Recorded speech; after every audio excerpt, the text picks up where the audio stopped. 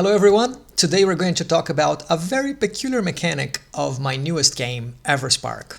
If you're not familiar, Everspark is a fantasy game that captures the vibe of traditional fantasy games and removes everything else. It's a very rules-light, story-first approach to epic and heroic fantasy games, based pretty much on a single D20 roll without modifiers, difficulty class, hit points, or anything, that you eyeball the result and you go from there. Now, besides this single dice mechanic, there is just one other thing that takes care of pretty much everything else in the game. And it involves drawing stars on sticky notes. So today I thought it would be cool to show what this mechanic is, explain the multiple ways you can use it, and offer some ideas on how you can hack it to make it your own. And perhaps even use it with your own games, I don't know. So let's start. So if you go to the crowdfunding page today, which by the way is still ongoing, we are on the overtime late pledge phase of it, so you still have time to back it for a very low price. The link's in the description. So if you go there now, you're going to see this little example here of a sticky note with the star drawn in it and a d6 showing a result, right? Now, looking at it like this, it feels a little esoteric and strange. So let's demystify it. To start, what's the idea behind the sparks mechanic? Well, it is my attempt to combine a few mechanics that I like from a bunch of different games. For example, progress clocks of Blades in the Dark, the progress tracks in Ironsworn, aspects in Fate, the insight rolls in Cthulhu Dark, the usage die in the Black Hack and many other games, and even the fear tokens in Daggerheart, although I probably saw this before, but I just can't remember where exactly. Also, worth mentioning, I started investigating this kind of approach on a previous game of mine, Derelict Delvers, with Danger Clocks. So if you know this game, you're gonna see the DNA here on Sparks as well. So, given the references, it's not a surprise to say that this is a tool to track progress, right? Progress towards a goal, towards an event, towards an end, but you can use it in many different ways. Here are some examples. To track challenges, like to overcome any kind of obstacle, combat included. To track the arrival of looming threats in the horizon, bad things that might happen in the story. To track meaningful resources, how they dwindle. To track contests, when two parties are aiming to the same goal and to see who gets there first. Long-term projects, like crafting, studying, working towards a personal goal. Conditions as well, on characters, enemies, and even in environments. Events like a lunar eclipse or the arrival of a king. Special sources of power like mana, ki, magical items that have a limited use. Special moves that you build up to release all at once. Character advancement, including multiclassing. Escalation, like crumbling caves or even a disease spreading. Exploration, like going on a journey or delving into a dungeon. And even complete montage scenes in which you tackle a complex challenge, like making plans, preparations, setting camp. And there's more. Those are just some of the ideas that I had. But it is important to say that sparks are modular and optional. You can certainly hand wave it or wing it with a few rolls or just role play for any of these situations. But if you want more granularity, you wanted to zoom in the action, you wanted to give more screen time, you may use sparks to get more juice out of it, you know? Now, the best way to understand sparks is through an example. Let's say you just grab this ancient idol from a cursed temple, and you activated a self-destruction spell. Now you have to escape the temple before it collapses on your head and you get trapped in it. Now, what do? You grab a sticky note and you write "the temple collapses" and boom, you put it on the table, just like that. There you go, your spark is created. Now, how do you advance the spark? Meaning, how do you add little rays on it? Well, there are fictional and mechanical triggers. For example, if you spend too much time in a room and trying to escape, you would advance the spark just to represent that time has passed. To do that, you simply add one of the rays of this little star that you're drawing there. You can also advance through the result of a mechanic. For example, you try to place a heavy rock in the place of the idol to see if the spell stops, and you roll a fate check, which is the equivalent of a yes or no oracle or a fortune roll in other games, and you get a bad result. You add another ray to your spark. If you rolled a 1, you might even add 2 rays to your spark. Now, up until this moment, this is exactly like a progress clock, right? Now, here comes the twist, the fun part, the spark check. What does that mean? Every time you advance, meaning you add some rays to your spark, you roll a d6. And if you hit a ray, meaning that here, for example, I have rays 1 and 2. If I roll a 1 or 2, I hit a ray, and whatever it is that this spark is tracking happens, and the spark is over. So for example, here, I add the ray, I roll the spark check, I got a 4. Ray number 4 is not here yet, I just have number 1 and number 2. So, for now, the temple still stands, and I can keep trying to escape. See, that's the fun of sparks, this controlled unpredictability in a way. You get a sense of the odds of something happening, the progress and the likelihood increasing of that thing happening, but you never know for sure when it's going to happen. If you don't hit the spark, you can keep pushing. Let's say I kept pushing, trying to escape. I got lost, and so I added another ray to represent that. And then I tried to cast a counter spell to try to stop it. It didn't go as well as planned, and I added another ray. With complications and time passing, the likelihood of my character being trapped here is increasing. So let's say I'm in this situation and I'll roll a spark check again. Now this time I rolled a 3. Let's see. 1, 2, 3. Uh-oh. I hit a ray. What does that mean? The temple collapses and I'm trapped in it. Whatever you said would happen, happens now. The spark is done and now you have to deal with the consequences of the situation. Right? So recapping, you advance the spark with a fiction or as a result of rolls. You make a spark check. If you miss, it's okay. You can keep pushing. You're safe for now. If you roll and you hit a ray, whatever you said that would happen, now happens and the spark is finished. But that's not all. What happens when you close the spark? Let's say you added 5 rays and not once you hit a ray on your spark check. Well, there's nothing different. You added a ray, it's 5 now, you still have to make a spark check, right? However, the observant of you might have noticed that a spark has only 5 rays and a d6 has 6 sides, right? What happens if by any chance you already have the 5 rays and you roll, it's very likely that you're going to hit a ray. Either result 1, 2, 3, 4, 5 will hit the ray and the thing will happen. What happens if you roll a 6? Well, you have an overturn. That means that whatever you thought would happen, it happens in like the opposite direction, in a way that if it was something that was positive, becomes negative, and if it was something that was negative, becomes positive now. For example, here, I'm pushing through the temple, I already have 5 rays, I have to make my spark check. I'm pretty sure that I'm going to get trapped into this place. However, I roll a 6. That's an overturn. So the expected event was negative. I would be trapped. Now it becomes positive. I can say that, well, perhaps the temple collapsed, but instead of being trapped, the ground gives way and reveals a hidden network of tunnels carved with ancient symbols.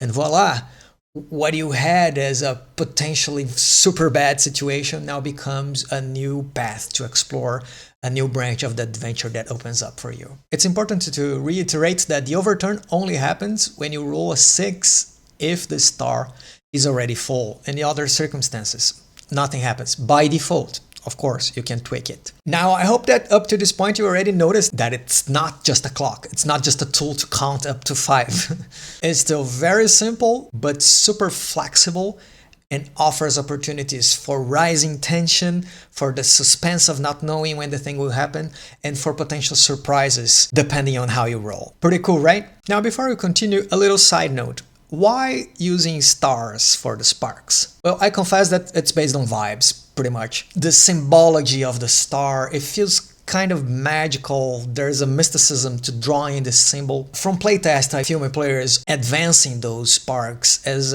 something more than just keeping track of something. There is some mysticism involved in the symbolism here. But I get that it might not be the most intuitive way to count up to 5. I totally understand. And it's not mandatory to use the star symbol for sparks.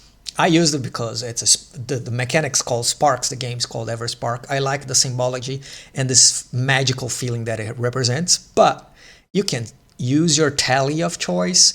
You can use tokens or poker chips if you want. Perhaps just number them and count up to any numbers. Or you can track with dots that you take off as you go. It works exactly the same way. Just use whatever makes more sense to you, right? For these examples, I'll keep using the standard star symbol for sparks, all right? Now that you understood the basic mechanics, let's see some applications. For example, challenges, including combats. Say you're fighting a wolf skeleton and you advance the sparks and you have 3 rays already there. You make a spark check, rolls a 2, okay, you hit it. What happens? You defeated the wolf skeleton. It's gone. Does that mean that you can add like the first ray and then roll a 1 on the d6 and headshot your enemy on the first round? Yes, it does. Put a pin on this thought. We'll get back to it. Resources, special resources, not like simple arrows or anything. Something that deserves tracking. Let's say you come across some gnomish bullets that are very special for your gunslinger. And you keep using them. And at some point, when you roll the spark check, you roll a 1, for example. That means that you hit the first ray, you're out of bullets. Conditions. Let's say you were fighting a spider and got bit. Now you have a paralysis poison advancing through your body and you keep checking. And unfortunately, you roll a 3 on your spark check. What that means, you hit a ray, you are paralyzed now. Long-term projects like crafting, studying, and even advancing, character advancement, including multi-classing, can be done with sparks. Let's say you want to multi-class as a druid, so you pick one aspect of the druid powers, like weather control. So you keep studying and you keep practicing and you find books and you find a mentor and you advance. And at one point, when you make a spark check, roll a 2, okay, I have this ray already there. Now you gained the ability of controlling weather. Simple as that. You can track exploration sections like that too. You use a spark to track the overall progress, and you might have challenges along the way tracked by other sparks. And you can use it for legs of journey or even for dungeons. Let's say you're exploring the ruins of Maldur and you overcome a challenge, cross a room, cross the other. You make a spark check, boom, you hit a ray. What does that mean? Perhaps you find the exit, or you find the boss room, or if you want a larger exploration, you find the passage to the next level. So you don't need to map things in advance, you organically create that with this element of surprise. Isn't it amazing how much you can do with a simple piece of paper? And of course, you can combine multiple types of sparks in a single scene. You have a challenge of overcoming an obstacle, a threat of a storm coming in, a resource that you can tap into, all sorts of things happening at the same time. However, sparks can do almost anything, but they don't have to do everything. Again, I like the proliferation of sparks on the table. In my home game, I have 7 players. They all have like personal goals of finding missing relatives and multi-classing and getting rid of a curse on their character sheets. We have sparks for the arrival of an enormous creature, for collapsing ruins and everything going on, and it's super fun. But we're already 17 sessions in, everybody's familiar with the mechanics, and I made sure that I introduced them step by step. It can be overwhelming, especially if you're dealing with beginners or kids. That's why even in the book, I separated sparks into basic, intermediate, and advanced sparks, so you can look through them Pick the ones that you think might add something of value to our adventure and introduce them little by little as you and the other players in your group get more comfortable with how they work. And it's important to say that they are disposable. Like if something that a Spark is tracking is no longer relevant, or in the fiction we already got over it, you simply throw it away. They don't dictate the fiction, they help you track it. If it's not relevant anymore, just get rid of it and off you go. Now the fun part for me is customizing how the Spark behaves, you know? To create a Spark, you need to decide the name of whatever it is what you're tracking. How do you advance, meaning the triggers, either mechanical or fictional, that make you add some rays to that Spark? How often and when and how do you make the Spark check to see if the Spark will be finished? What happens when you hit a ray on a Spark check? What is the expected effect or outcome? What is the potential overturn? That is, if you roll a 6 when the star has already 5 rays. And any kind of special conditions, effects, or rulings and restrictions that you create for that Spark in particular. Now, if this seems like a lot to remember, just think of NACHOS. Name, advance, check, hit, overturn, and special. Ta-da! Mind you, when you create a Spark, you don't need to write this down, this whole NACHOS template on an index card or anything, especially if you're using the default assumptions for them. You just need a name on a sticky note and a collective agreement of what happens when you hit it. You may even choose to decide some things later on if they come up. For example, overturn. Oh, let's say if we roll overturn, we'll decide what the twist is, just if happens. The important thing is to be transparent and make sure that if you're playing in a group, everyone is on the same page. Oh, you don't want people saying, oh, I expected that if we hit that, this thing will happen. Oh no, never. It's just with this thing happening, you know? So having this template in mind is good to make sure that everyone understands how the Spark behaves. Now for the examples here, I'll go ahead and write the whole NACHOS template so that we hammer down the concept to understand. Mind you, you don't need to do that in advance. Crafting a Spark is playing the game. We had a lot of fun in my group when we came up with a situation that required a Spark, brainstorming how we think that what would cause it to advance, what kind of twists would happen, how can we use it and everything. Everspark is mostly GM-less, or you can play with a host, but those decisions are collaborative. So don't think that you're interrupting the flow of the game to make a Spark. No, not really. You're actually playing the game by crafting a Spark together. So let's say we have here a door that we need to open and it's kind of a puzzle, right? So the name is the Enchanted Door Puzzle. I would write Enchanted Door on a sticky note, put it on the table. How do you advance after each successful puzzle piece solved? Well, that's pretty obvious. That's the default assumption. You made like a skill check, got a decent result, you advance. When do you make a Spark check? After every advance. Again, this is the default assumption. Did you add one or more rays? You're granted a Spark check. Does that mean that perhaps you've finished the puzzle on the first go? Yes, it does. That's why you can change the defaults to better suit your needs. But for this example, it's the default. What happens when you hit? It means that the door opens, obviously. A possible overturn, what can happen? Well, the expectation is that it opens and we have access to whatever it is the other side. Well, what's an interesting negative twist here? Well, the door opens to a surprise danger. Decide with a fate check. Again, which is an oracle roll. Perhaps you're trying to get into alchemist lab. It opens, but there is a monstrous creature waiting for you right there, or the alchemist is dead inside. You can roll and decide it right there on the fly, okay? And a special, okay, we decided to add a special condition here. If you roll a 1 on a skill check, it may release a poison cloud. Roll a fate check. What does that mean? Like, again, a fortune roll, yes or no. You're trying to open it and you roll badly, you roll 1, Perhaps the door was trapped, so you roll a fate check to see if it was trapped. If it is, a poison cloud is released and you have to deal with that. Let's see a different example. Say you're fighting this monstrous mushroom here.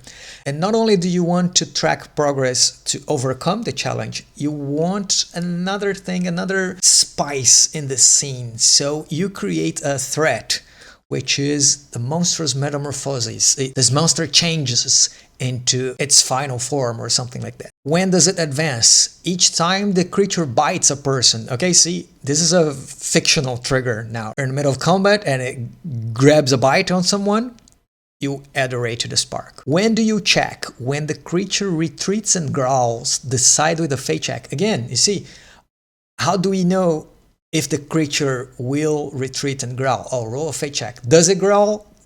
Yes. Okay, so we have to make a spark check to see if the metamorphosis will happen. See how we can tweak the NACHOS templates to better suit our needs? What happens when you hit?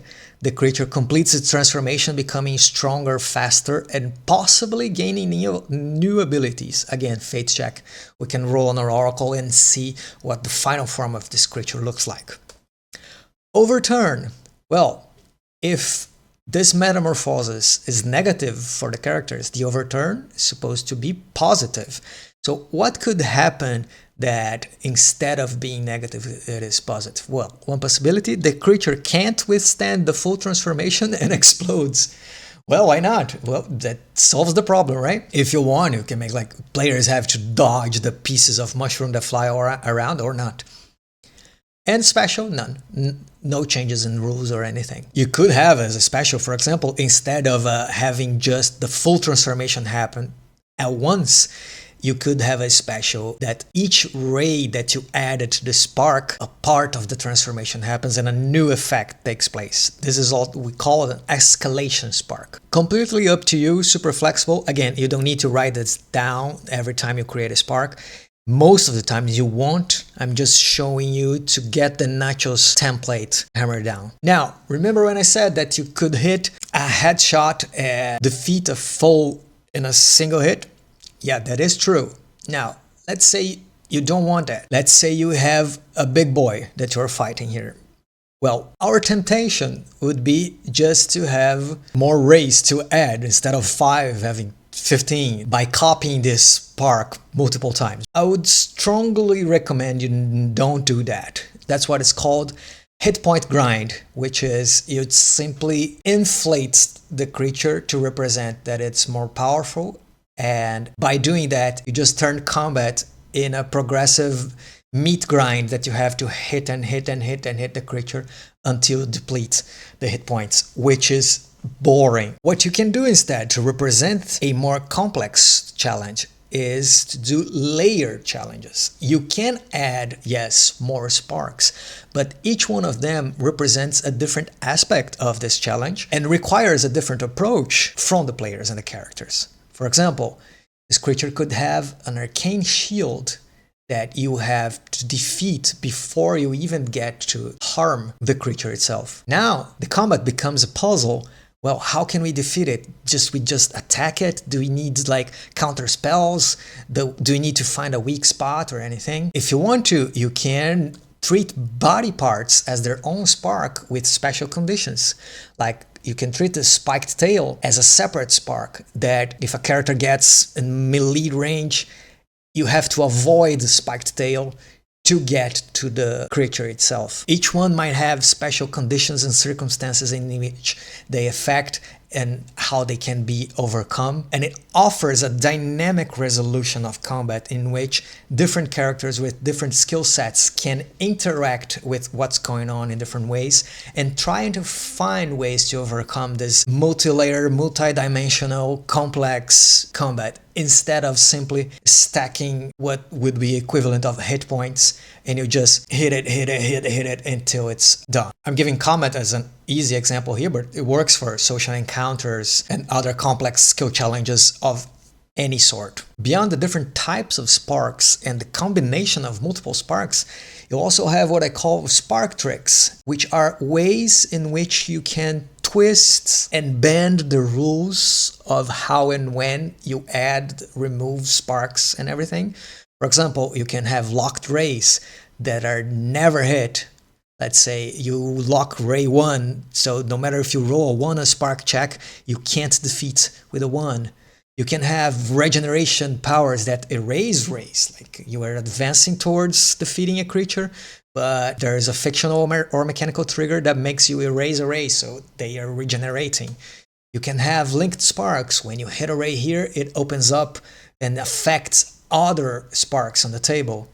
You could have like a tolerance that you can't roll a spark check before you add at least 3 rays. You can have certain types of resistance that you can translate, like you have to roll 2 spark checks and get the worst result. You could have persistent sparks that even if you hit, it generates an effect, but the spark remains on the table to keep affecting the scene. You could have trapped rays in which you advance and perhaps you advance to number 4 and there is a hidden effect on number 4, like creatures splashing acid blood or something like that. Just a few ideas. One of the principles of sparks is that they are very hackable, and I can't wait to see all the fun stuff that people can do with them. With all that in mind, you can even create complete spark-based scenarios. Again, completely optional. You can certainly hand-wave scenes with roleplay and occasional roll as you normally do with other games and everything. But if you want, your group is invested, you want to focus, zoom in and create all these engaging pieces and parts that interact with each other with this tactile feeling of experiencing all the sparks advancing, you can craft a whole spark-based scenario together with your group. You don't need to prep, you can do it on the table as part of play. Let's say, for example, you are in a situation that you are choosing who is going to be the next captain of the ship. So you start with a skill contest. It's 2 candidates, you against them, and you are displaying skills to decide who is going to be the captain. And you add a resource spark, which is the crew support. You can tap into it to gain leverage, which is the equivalent of kind of advantage here, but it can go either way. Perhaps the crew support goes to your adversary, which is a double-edged resource. And you have to do it before the serpent god arrives and, I don't know, eats the loser of the contest. All the while having to deal with the storm of the century that is hitting the ship and throwing the crew around. It's a complete chaos, and the ship is leaking because why not? This here can be a full session of chaos and crazy ideas and things happening and consequences and new sparks being created as a result of complications and bad rolls, others being thrown away, and fun. It is super fun. So that's the gist of it, okay? It's, again, very flexible, optional, modular, hackable, and you can combine multiple sources of inspiration to create something peculiar. You can use sparks to import mechanics and rules and magical items from other games or from video games or effects that you saw in somewhere. Create all sorts of things here. As you can see, it's not just a clock that counts up to 5. I truly believe it's something that, disguised in the simplicity of drawing a little star on a sticky note, you have the potential to create very engaging scenes and encounters and offer players a fun, tactile way to interact with a whole bunch of aspects of your adventure. In the book, there's a bunch of examples. There's almost 20 different types of sparks that I came up with. I'm pretty sure there are more ways to use it. And the book is still crowdfunding. It's coming together very nicely. The artist did a very good job. I'm finishing revision right now and starting layout. It's easy to introduce to new players, play with your kids or your parents, or if you simply want to capture that feeling that we had the first time we played fantasy RPGs without getting bogged down by rules that, more often than not, didn't deliver the promise that the art and the vibes of the game gave. So if that feels like something that you'll be interested in investigating more, I encourage you to check the link in the description, check the crowdfund page, and if you're seeing this in the future, the book would be available on my itch page. The link will be updated on the description. Anyways, I hope you enjoyed it. I'm very excited for Everspark and for the Sparks mechanic. If you have any questions, any comments, please sound out below, and I see you guys next time. Bye-bye.